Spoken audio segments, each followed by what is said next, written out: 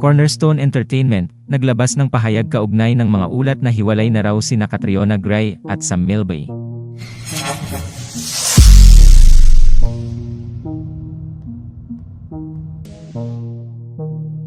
Sa opisyal na pahayag na ipinost sa Instagram, inamin ng Cornerstone Entertainment na kasalukuyang may hinaharap na pagsubok ang relasyon nina Catriona Gray at Sam Milby, pero sinusubukan daw nina Catriona at Sam na ayusin ito.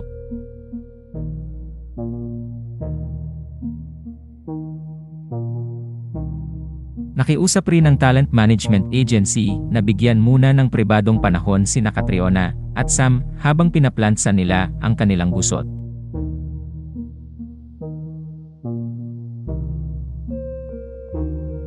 Narito ang buong pahayag. We at Cornerstone, as the talent management agency representing artists Sam Milby and Catriona Gray, would like to address the recent rumors surrounding their relationship. While it is true that Sam and Catriona are currently facing some challenges in their relationship, they are actively working on resolving these issues together. We kindly request that everyone respect their privacy during this time as they navigate through this situation. We appreciate the concern and well wishes from all those who have shown support for the couple.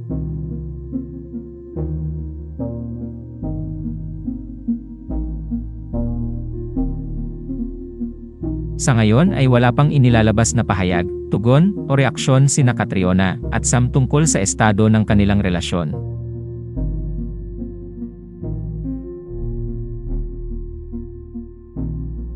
Ang Cornerstone Entertainment ay ang talent management agency ng celebrity couple na sina Catriona Gray at Sam Milby.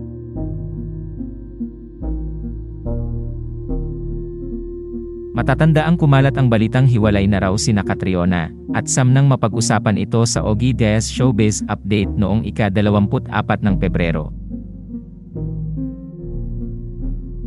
Ayon kay Ogie, may nakapagsabi raw sa kanyang source na matagal nang hiwalay sina Catriona at Sam, ngunit nananatiling magkaibigan raw ang dalawa. Sa katunayan daw, noong nangdiwang ng ika-30 kaarawan si Catriona, noong ika-6 ng Enero, ay wala na raw sila ni Sam. Napagtanto raw kasi ni Sam na hindi pa raw siya handang magpakasal kay Catriona matapos nitong mag-propose noong ika-16 na ng Pebrero nung nakaraang taon. Salamat sa panonood.